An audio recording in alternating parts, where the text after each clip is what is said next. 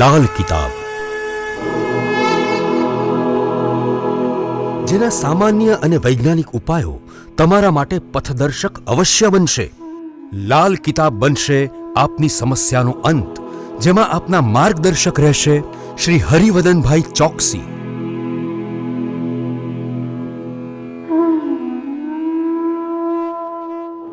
નમસ્કાર મિત્રો, હું હરિવર્ધન ચોકસી આપ સૌનું સ્વાગત કરું છું. મિત્રો, આજના વિડીયોમાં આપનું ખૂબ ખૂબ સ્વાગત. મિત્રો, રોજની જેમ આજે પણ જોઈએ આપણે આજનું દૈનિક રાશિફળ. તે પહેલાં જોઈએ આજનું પંચાંગ. વિક્રમ સંવત 2080 ઈસવીસન 2024 મહાવદ 11 બુધવાર. મિત્રો, આજે 11 વિજયા એકાદશી. આજે વિવાહ માટે, વાસ્તુ માટે શુભ દિવસ, ને આજે આમ પણ દિવસ શુભ છે. તારીખ 6/3/2024. આજના સૂર્યોદયનો સમય સવારે 6:59 અને સૂર્યાસ્તનો સમય સાંજે 6:43. આજની ચંદ્ર રાશિ છે ધન. આ ધન રાશિ રાત્રે 8:27 સુધી, ત્યાર પછી રહેશે મકર. અને આજનું નક્ષત્ર છે પૂર્વષાઢા. મિત્રો, આજે જેમનો જન્મદિવસ છે એ લોકોને મારા તરફથી ખૂબ ખૂબ શુભકામના. ધાર્મિકતા આપણા જીવનમાં આપણે જોડીને ચાલીએ ને તો આપણા માનસિક બળને ખૂબ જ રાહત મળે છે ને આપણું માનસિક બળ જળવાયેલું રહે છે. મિત્રો, આજે જે બાળકો જન્મ લેશે એ લોકોની રાશિ રહેશે ધન. રાત્રે 8:27 સુધી જન્મેલા બાળકોની રાશિ ધન, અને ત્યાર પછી જન્મેલા બાળકોની રાશિ રહેશે મકર. મિત્રો, આજના જન્મેલા બાળકો ખરેખર આધ્યાત્મિક દ્રષ્ટિએ જોઈએ તો ભાગ્યવાન અને વિદ્યાવાન હતા. તો મિત્રો, હવે જોઈએ આપણે આજનું દૈનિક રાશિફળ. પહેલી રાશિ મેષ રાશિ.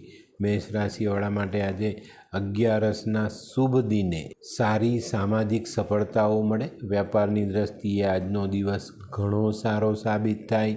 આજે આરાધ્યની પૂજા કરો છો, એની આરાધના કરો છો, ચોક્કસ તમારા કુટુંબમાં એક શાંતિનું વાતાવરણ જળવાયેલું રહેતું દેખાય છે. અને મિત્રો, આજે જો ધંધાકીય પ્રવાસ હોય તો ચોક્કસ કરજો, એમાં સારો ફાયદો મળે.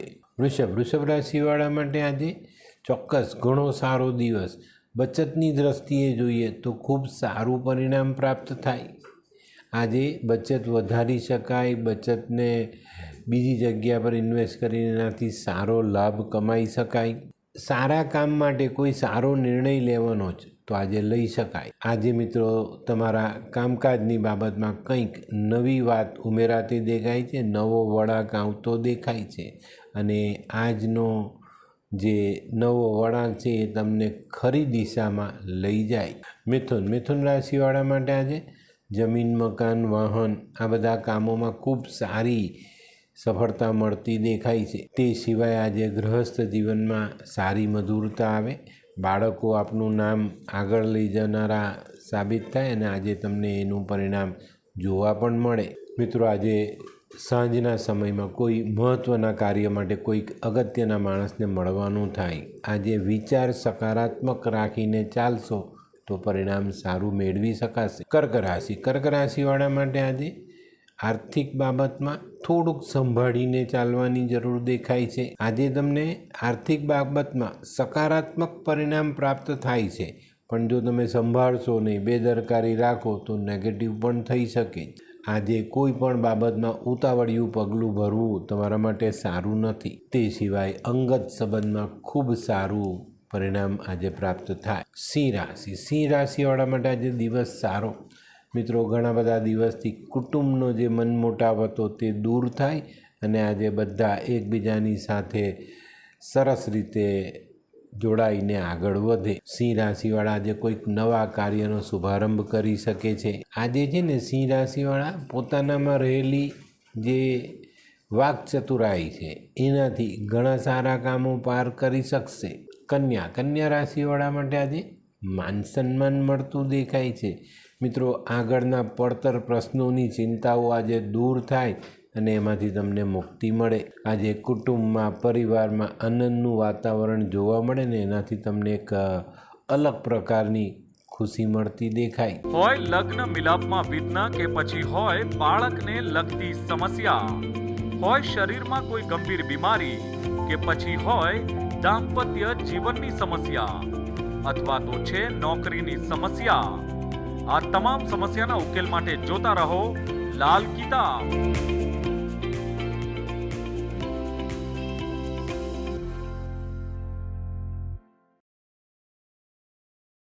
તુલા રાશિવાળાએ વેપારમાં પોતાના હરીફોથી સાચવીને ચાલવાની જરૂરિયાત દેખાય. મિત્રો, આજે આપણી બેદરકારી કે આપણી નજરઅંદાજી જો આપણે ધ્યાનમાં ન લઈએ તો આજે દુશ્મન નુકસાન પહોંચાડી જાય. આજે મિત્રો તમે જૂના ભૂલાયેલા સંબંધો ફરી પાછા તાજા કરો એવા સંજોગો પણ છે. આજે કોઈક માંગલિક પ્રસંગનું આયોજન પણ તમે કરી શકો છો. આજે છે ને તમારે એક એવો પ્રયત્ન કરવાનો કે આપણા ખર્ચા ઓછા થાય. વૃશ્ચિક રાશિવાળા માટે આજે નોકરી ધંધાની બાબતમાં નાના મોટા અવરોધો આવતા દેખાય. આજે ખર્ચ વધવાને કારણે આપણે જે નાણાં ભીડનો અનુભવ થાય એ આપણા માટે મુશ્કેલી સર્જી શકે. તો આની પર કાળજી રાખજો, આની પર ધ્યાન પૂરતું રાખજો. આજે કોઈ નાનકડી યાત્રા હોય તો યાત્રામાં સાવધાની રાખવી. ઋતુગત બીમારીથી સંભાળીને રહેવું. ધનરાશિવાળા માટે આજે કોઈ નવી ઓળખાણ થતી દેખાય છે. કોઈ નવા માણસને મળવાનું થાય અને એ માણસની ઓળખાણ આપણા માટે ફાયદાકારક હોય. આજે છે ને સવારે ઉઠીએ ને ત્યારથી જ કંઈક નવું કરવું જ એવું મન આપણું ઉછળતું રહે. પણ મિત્રો, આજે ચોક્કસ આજના શુભ દિને તમે તમારા ધનનો શ્રેષ્ઠ ઉપયોગ કરી શકશો અને નવા કામોમાં આગળ વધી શકશો. મકર રાશિવાળા માટે આજે ખરેખર સારો દિવસ. તમારા મનમાં કંઈક નવું કરવાની જે સ્ફૂર્ણા થયેલી છે એને અમલમાં મૂકવા માટે આજનો દિવસ સૌથી સરસ છે. આજે મનના વિચારોને અમલમાં મૂકવામાં વિલંબ નહીં કરતા, એને અમલમાં મૂકી દેજો.